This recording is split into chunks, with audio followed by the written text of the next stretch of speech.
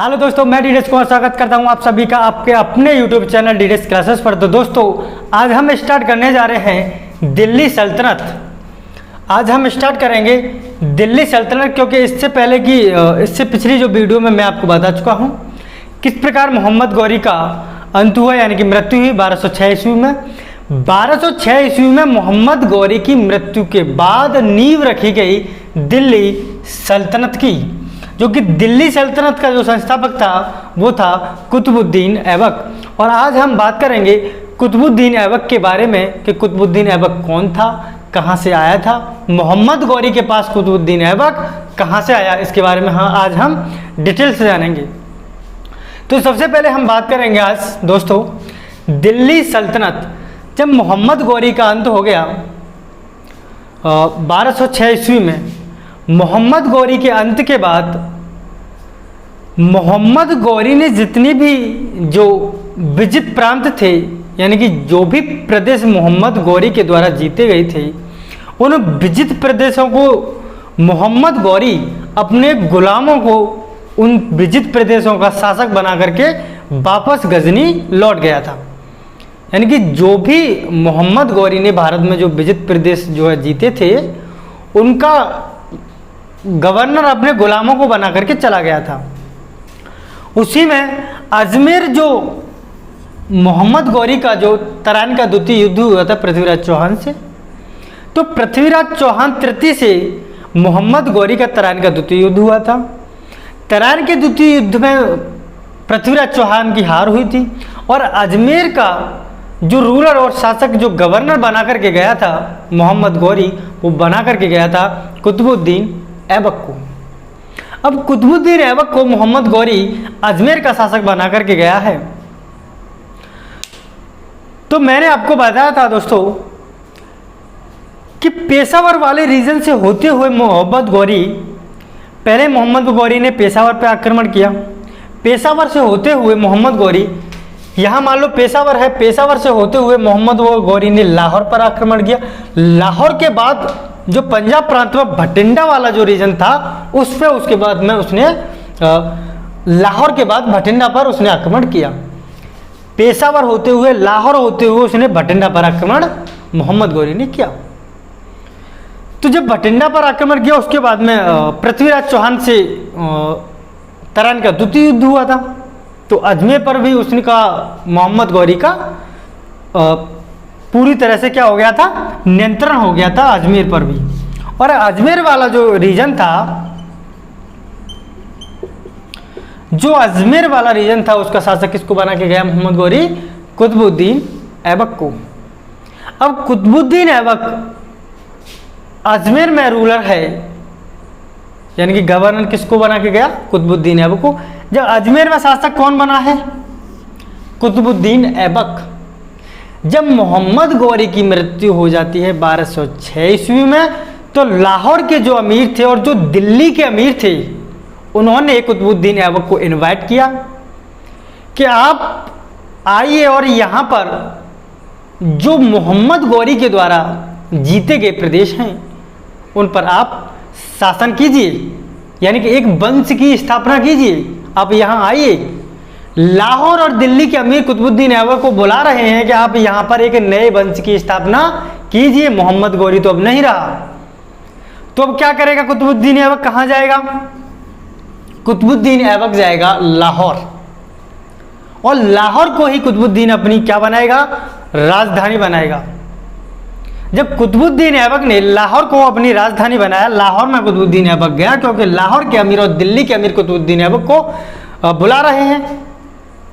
तो यहीं से नींव पड़ती है दिल्ली सल्तनत की, जिसका फाउंडर था कुतुबुद्दीन ऐबक। यानी कि संस्थापक कौन था इसका? दिल्ली सल्तनत का कुतुबुद्दीन ऐबक। कुतुबुद्दीन ऐबक दिल्ली सल्तनत का ही संस्थापक नहीं था, बल्कि गुलाम वंश का भी संस्थापक कुतुबुद्दीन ऐबक ही था। दिल्ली सल्तनत के साथ साथ इसने गुलाम वंश की भी स्थापना की, और गुलाम वंश की दिल्ली सल्तनत में हम ये 5 डायनेस्टी यानी कि वंश देखेंगे। नंबर पहला दिल्ली सल्तनत के अंतर्गत हम देखेंगे, नंबर पहला वंश कौन सा था? गुलाम वंश। और ये गुलाम वंश कब से कब तक चला? तो ये चला था 1206 ईस्वी से 1290 ईस्वी तक। क्या चला था? गुलाम वंश 1206 ईस्वी से 1290 ईस्वी तक चला था आपका गुलाम वंश। उसके बाद में दूसरा वंश आया खिल्जी वंश का। यानी कि खिल्जी वंश कब से कब तक चला? तो खिल्जी वंश चला आपका 1290 ईस्वी से 1320 ईस्वी तक। कौन सा वंश चला? खिल्जी वंश। उसके बाद में दिल्ली सल्तनत में एक और वंश मिलता है, तुगलक वंश। कौन सा वंश मिलता है? तुगलक वंश। और तुगलक वंश कब से कब तक चला? 1320 ईस्वी से 1414 ईस्वी तक। और सबसे ज़्यादा चलने वाला वंश भी यही है, तुगलक वंश। तकरीबन ये चला आपका 20 से चला 14 तक, यानी कि करीबन 14 और 20 94 वर्ष तक कम से कम ये तुगलक वंश का शासन रहा। यानी कि सबसे ज़्यादा वंश जो शासन रहा, जिस वंश का रहा, वो था तुगलक वंश। कौन सा वंश था? तुगलक वंश। उसके बाद में एक और वंश आया, जो कि वंश आया 1414 ईस्वी से 1451 ईस्वी तक। और कौन सा वंश था? सैयद वंश। सबसे पहले गुलाम वंश, उसके बाद में खिल्जी वंश, उसके बाद में तुगलक वंश। और तुगलक वंश 1320 ईस्वी से 1414 ईस्वी तक रहा। उसके बाद में आया सैयद वंश, और सैयद वंश रहा 1414 ईस्वी से 1451 ईस्वी तक। उसके बाद में आया नंबर 5वां लोधी वंश, और लोधी वंश चला आपका 1451 ईस्वी से 1526 ईस्वी तक। और इसी वंश के बाद में मुगल साम्राज्य की स्थापना करेगा बाबर, इब्राहिम लोधी को हरा करके। तो दोस्तों, हम सबसे पहले वंश लेंगे गुलाम वंश। क्या लेंगे? सबसे पहले गुलाम वंश, और जिसका संस्थापक कौन था? कुतुबुद्दीन ऐबक। तो अब हम स्टार्ट करेंगे अपना सेशन कुतुबुद्दीन ऐबक से। तो कुतुबुद्दीन ऐबक से स्टार्ट करेंगे हम अपना सेशन।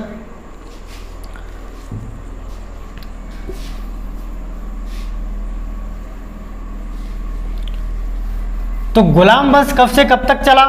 1206 ईस्वी से 1290 ईस्वी तक। अब हम बात करेंगे कुतुबुद्दीन ऐबक की।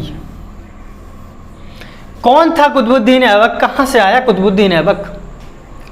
इससे पहले हम इसका ये तो बात हम करेंगे ही करेंगे, इससे पहले देखेंगे इसके जो निर्माण कार्य हैं, इसने कौन कौन से निर्माण कार्य कराए, वो मैं आपको पहले बता देता हूँ। तो इसने निर्माण कार्य कराया था, एक कुतुब मीनार का निर्माण इसी ने कराया था। कुतुब मीनार का निर्माण किसने कराया था? नींव तो रखी थी कुतुबुद्दीन ऐबक ने, लेकिन उसका जो पूरा कार्य कराया था वो कराया था इल्तुतमिश ने। राइट, वो मैं अभी आपको समझाऊंगा। और वो भी किसकी याद में कराया था? बख्तियार काकी की याद में।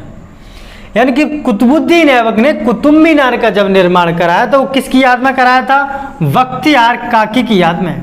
एक तो निर्माण कराया था ये, और एक मस्जिद का निर्माण ये भी कराया था कुव्वत उल इस्लाम, कुव्वत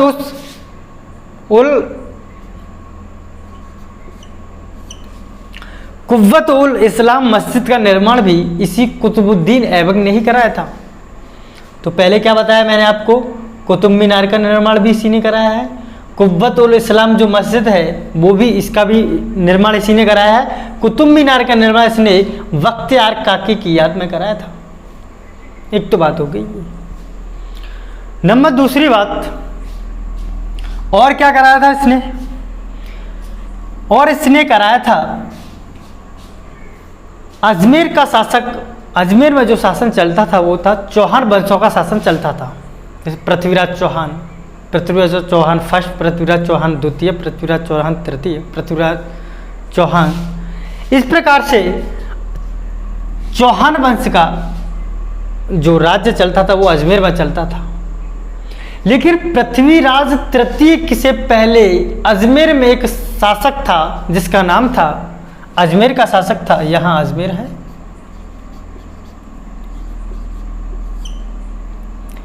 और इस अजमेर का शासक था उस वक्त, यानी कि पृथ्वीराज तृतीय के पहले की बात बता रहा हूं मैं आपको, विग्रहराज चतुर्थ। विग्रहराज चतुर्थ, इसका शासन था पहले अजमेर पे, पृथ्वीराज चौहान के से पहले किसका शासन था अजमेर पर? विग्रहराज चतुर्थ का। और विग्रहराज चतुर्थ ने एक स्कूल का निर्माण कराया था यहां पे। विग्रहराज चतुर्थ ने किसका निर्माण कराया? एक स्कूल का निर्माण कराया, और इस स्कूल का नाम था सरस्वती कंठावरण। क्या था?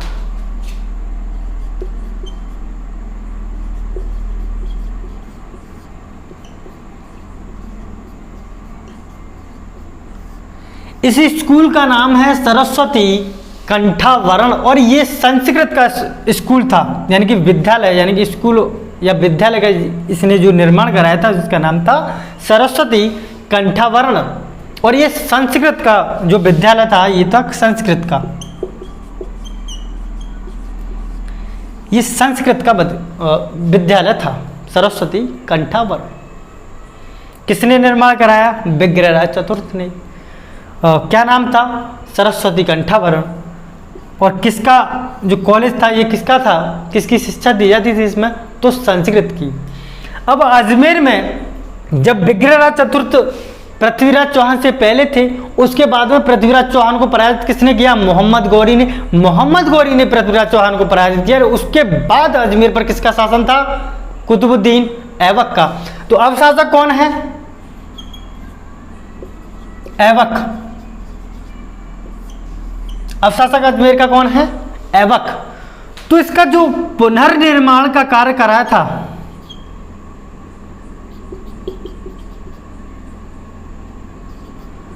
जो पुनः निर्माण का कार्य करा था वो कराया था इसका कुतुबुद्दीन ऐबक ने। और इसका जो पुनः निर्माण का कार्य कराया था कुतुबुद्दीन ऐबक ने, और इसी जो स्कूल और जो विद्यालय था इसी के नाम पर एक यहां पर 2.5 दिन का झोंपड़ा बनाया गया।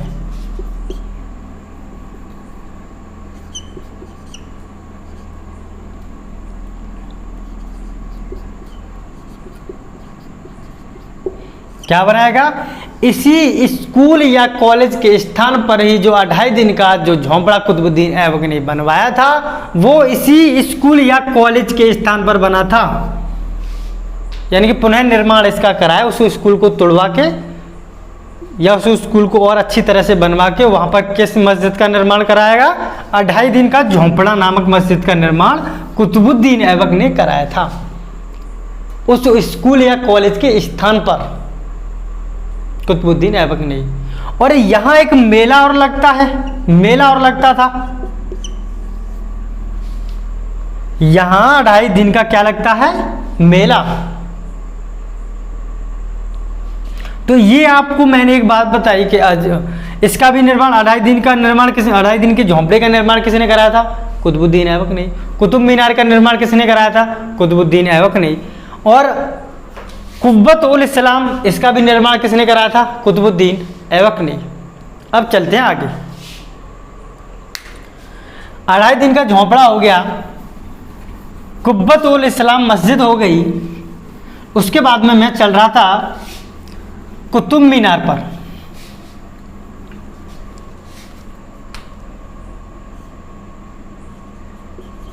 कुतुब मीनार बताने से पहले मैं आपको बीच में एक बात और बताना चाहता हूं कि इसी का एक सहयोगी गवर्नर था, यानी कि मोहम्मद गौरी का एक और अन्य गवर्नर था। कुतुबुद्दीन ऐबक तो था ही था, एक और अन्य गवर्नर था जिसका नाम था बख्तियार खिलजी। क्या नाम था जिसका? मोहम्मद गौरी का ही गुलाम था जिसका नाम था बख्तियार खिलजी। क्या नाम था इसका? एक अन्य गवर्नर था मोहम्मद गौरी का जिसका नाम था बख्तियार खिलजी, जो नालंदा विश्वविद्यालय था। क्या था? नालंदा विश्वविद्यालय और विक्रमशिला विश्वविद्यालय, इन दोनों को ध्वस्त किसने किया था? वो किया था इसी ने, बख्तियार खिलजी ने। यानी आपसे पूछा जाए कि नालंदा विश्वविद्यालय को ध्वस्त किसने किया था, यानी किसने तोड़ा था नालंदा विश्वविद्यालय, तो किसने तोड़ा था? किसने ध्वस्त किया था? बख्तियार खिलजी ने। विक्रमशिला विश्वविद्यालय का किसने ध्वस्त किया था? ये भी बख्तियार खिलजी ने किया था। तो बख्तियार खिलजी ने नालंदा विश्वविद्यालय और विक्रमशिला विश्वविद्यालय, इन दोनों को ध्वस्त किसने किया? बख्तियार खिलजी ने, जो क्या था? मोहम्मद गौरी का ही एक अन्य गुलाम था, कुतुबुद्दीन ऐबक की तरह ही। राइट, आगे देखो। अब कुतुब मीनार का निर्माण बख्तियार काकी की याद में कुतुबुद्दीन ऐबक ने कराया। तो कुतुब मीनार का निर्माण जैसे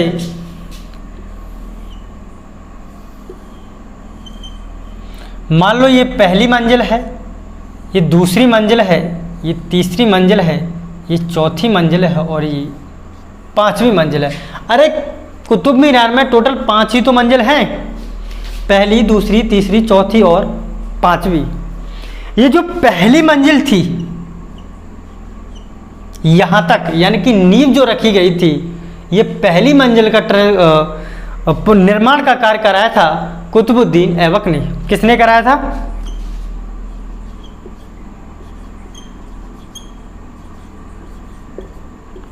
कुतुबुद्दीन ऐबक। पहली जो मंजिल थी जिसका निर्माण किसने कराया था? कुतुब मीनार का, वो कराया था कुतुबुद्दीन ऐबक ने। जो 3 ये मंजिल थी, दूसरी, तीसरी और चौथी, इन तीनों मंजिल का निर्माण कराया था इल्तुतमिश ने।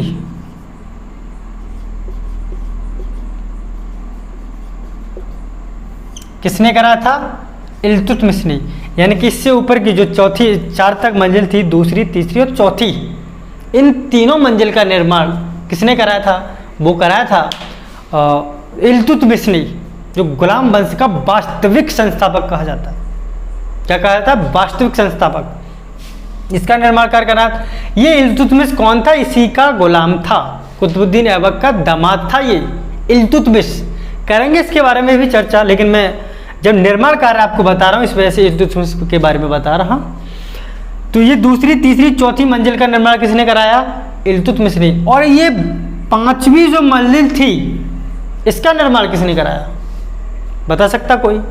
इसका निर्माण कराया था तुगलक वंश का जो शासक था, फिरोज शाह तुगलक। ये 5वीं जो मंजिल थी, इसका निर्माण किसने कराया था? ऐसा था, ये चौथी जो मंजिल थी ये क्षतिग्रस्त हो गई थी, तो इसको निर्माण करने का भी कार्य, यानी कि चौथी मंजिल की डेंटिंग पेंटिंग भी किसने कराई थी? यानी कि निर्माण इसका भी अच्छी तरह से डेंटिंग पेंटिंग किसने कराई थी? चौथी मंजिल की फिरोज शाह तुगलक ने। डेंटिंग पेंटिंग तो इसकी कराई ही थी, उसके बाद में एक मंजिल और इस पर बनाई थी। वो किसने बनाई थी? फिरोज शाह तुगलक ने। फिरोज शाह तुगलक ने। तो इस प्रकार कुतुब मीनार का निर्माण हुआ। उम्मीद है आपको समझ में आ रहा होगा। तो अब चलते हैं, हम देखेंगे जो कुतुबुद्दीन ऐबक था वो मोहम्मद गौरी के पास आखिर आया कैसे? कहां से आया कुतुबुद्दीन ऐबक? कुतुबुद्दीन ऐबक चंदावर के युद्ध में भी मोहम्मद गौरी के साथ था। यानी कि कुतुबुद्दीन ऐबक जो भी मोहम्मद गौरी के द्वारा जो युद्ध लड़े गए उनमें क्या था? कुतुबुद्दीन ऐबक इसके साथ ही था।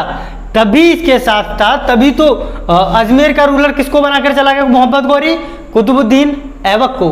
राइट, अब आगे हम देखेंगे कि जो कुतुबुद्दीन ऐबक है वो कहां से आया, किस प्रकार आया मोहम्मद गौरी के पास।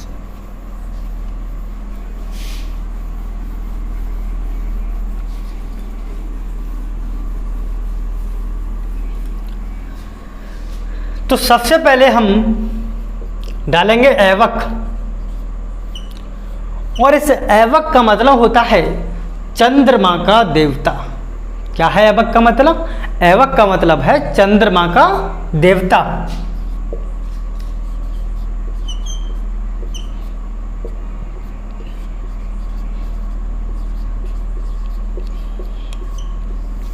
इस ऐबक का मतलब क्या है? चंद्रमा का देवता। एक तो बात है। नंबर दूसरा कि वहीं अफगानिस्तान वाले रीजन में एक क्षेत्र पड़ता था जिसका नाम था, ये अफगानिस्तान है,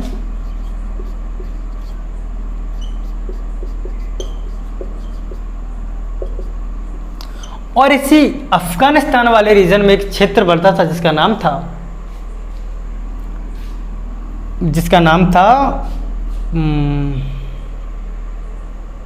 निसापुर।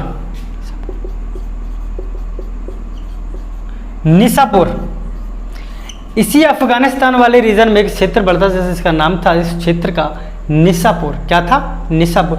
और निसापुर में गुलामों की मार्केट यानी बाजार लगता था, वहां पर गुलाम बिकने आते थे। निसापुर में क्या होता था? वहां पे गुलामों की मार्केट लगती थी निसापुर में, वहां पर गुलाम बिकने आते थे। तो वहीं पर बिकने आया था ये ऐबक। तो वहीं पर था, कौन बिकने आया था? कुतुबुद्दीन ऐबक। अब बात यह है कि वहां से मोहम्मद गौरी के पास कुतुबुद्दीन ऐबक कैसे पहुंचा? तो यहां एक काजी हुआ करते थे, काजी फखरुद्दीन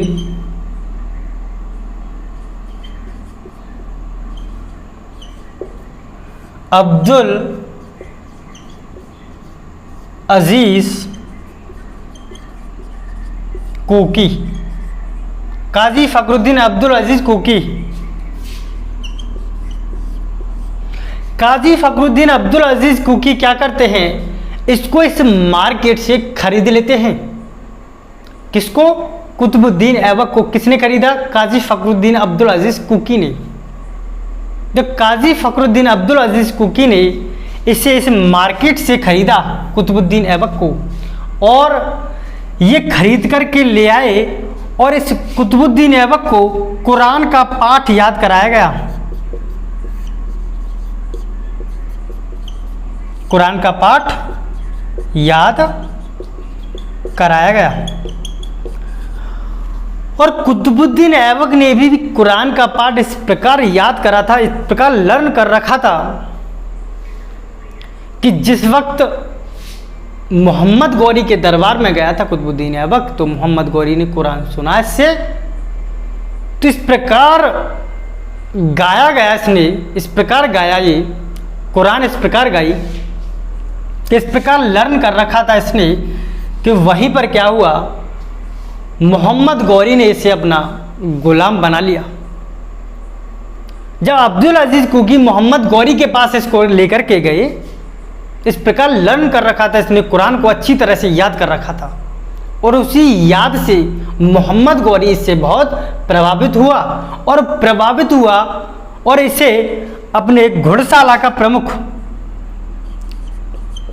इसे मोहम्मद गौरी ने, जब मोहम्मद गौरी के पास में अब्दुल अजीज कुकी इसे लेकर के पहुंचे, किसके पास में? यहां लिखता हूं, मोहम्मद गौरी के पास में ऐबक को कौन लेकर के पहुंचा? अब्दुल अजीज कुकी। और लर्न इसने इस प्रकार कुरान को कर रखा था कि उसी याद पर कौन इस पर जो है प्रसन्न हुआ था? मोहम्मद गौरी। और मोहम्मद गौरी ने इसे क्या बना लिया? अपना गुलाम। और इसको क्या सौंपा? घुड़शाला। इसे क्या बनाया? घुड़शाला का प्रमुख। घुड़शाला का प्रमुख यानी कि अस्तबल का प्रमुख बनाया। क्या बोलते हैं? घुड़शाला के प्रमुख को अस्तबल का प्रमुख बनाया।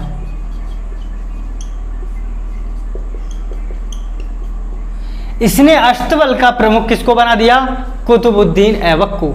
यानी कि घुड़शाला के जो भी सेनापति था वो किसको बनाया? कुतुबुद्दीन ऐबक को। किसने बनाया? मोहम्मद गौरी ने। तो मोहम्मद गौरी ने इस प्रकार ये मोहम्मद गौरी के पास कुतुबुद्दीन ऐबक पहुंचा, और इसके साथ में इसने कई सारे युद्ध लड़े। चंदाबर के युद्ध में भी मोहम्मद गौरी के साथ कुतुबुद्दीन ऐबक था। तो और देखेंगे कुतुबुद्दीन ऐबक के बारे में।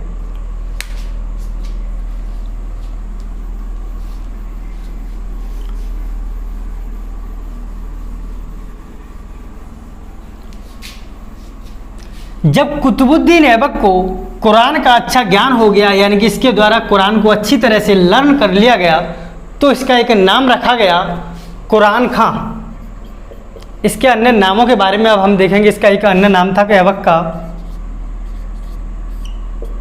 ऐबक का अन्य नाम था कुरान खां।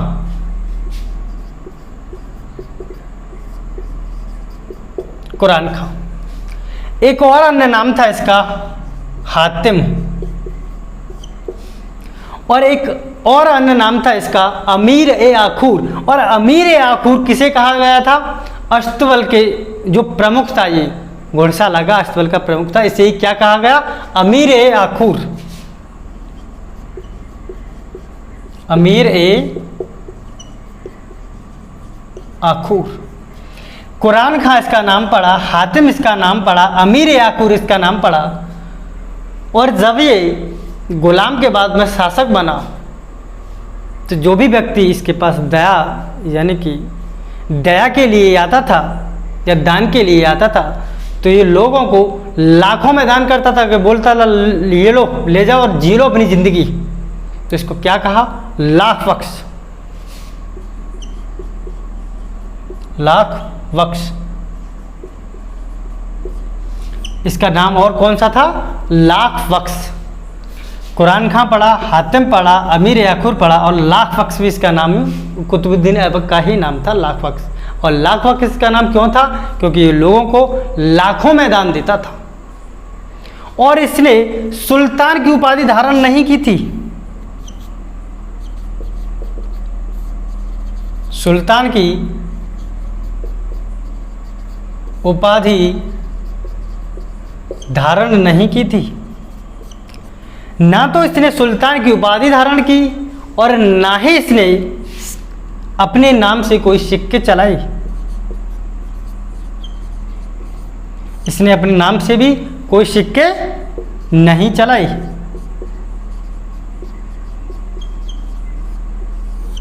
ना ही इसने सुल्तान की उपाधि धारण की, ना ही इसने अपने नाम से सिक्के चलाए। इसका नाम क्या था? कुरान खां। फिर पढ़ा था हातिम, उसके बाद में अमीर आखूर, और उसके बाद में लाख बख्श।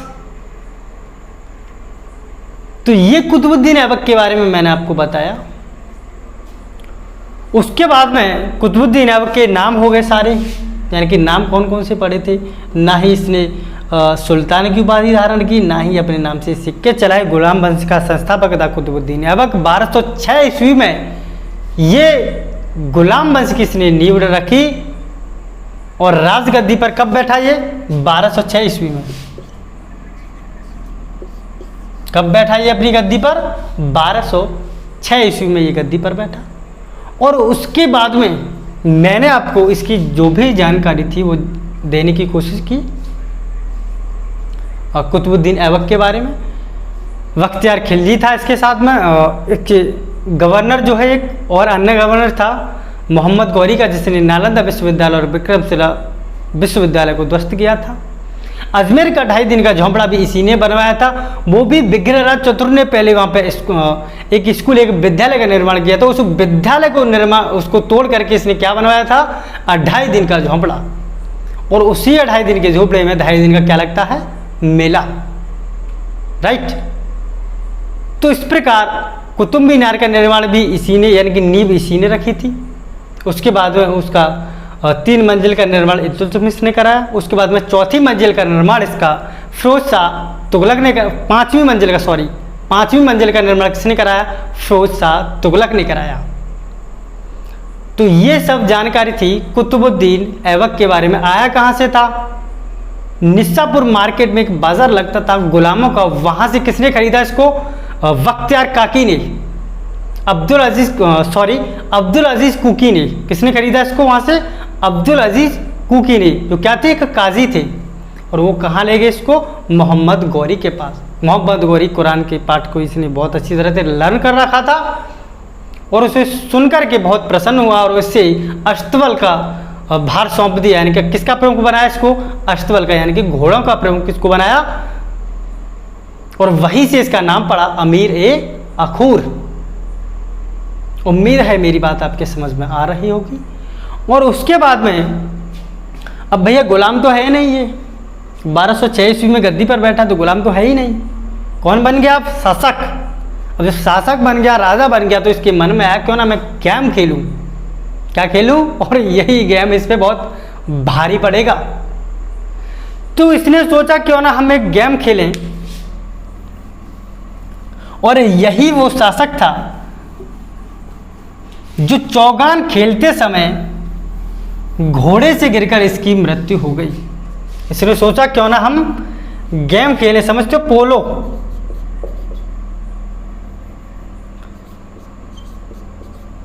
पोलो खेल खेलते वक्त, पोलो गेम, चलो गेम लिख देते हैं, पोलो गेम खेलते वक्त, खेलते समय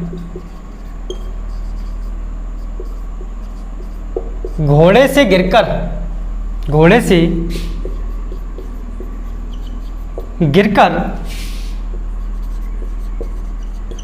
इसकी मृत्यु हो गई।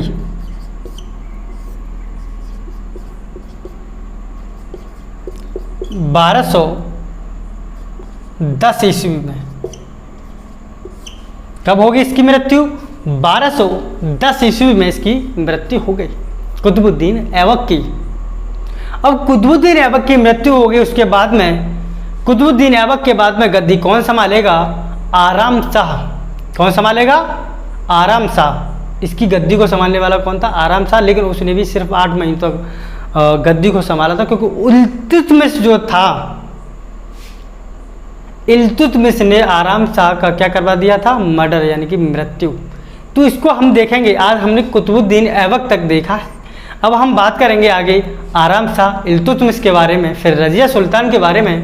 तो आज हमने गुलाम वंश के बारे में कहाँ तक देखा? कुतुबुद्दीन ऐबक की मृत्यु तक देखा। क्योंकि सेशन ज़्यादा लंबा हो जाएगा, इस वजह से आज हम यही समाप्त करते हैं। तो दोस्तों, अगर मेरे पढ़ा हुआ या मेरे दी हुई जानकारी अगर आपको पसंद आती है तो मेरे चैनल को दोस्तों ज़्यादा से ज़्यादा शेयर करो, लाइक करो एंड सब्सक्राइब करो। ओके दोस्तों, फिर मिलता हूँ अगली नेक्स्ट वीडियो में। तब तक के लिए अपना ख्याल रखिए।